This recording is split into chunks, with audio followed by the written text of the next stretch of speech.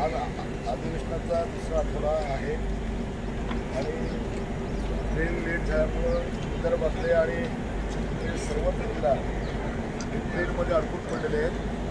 पुढे हावडा मेल आहे, विदर्भ आहे आणि माझी अमरावती सगळ्याच गाड्या या ठिकाणी जाम झाल्या. प्रवासी पायी या ठिकाणून जाण्याचा प्रयत्न करून आले, पण माहीत पडते की पुढे खूप जाम आहे.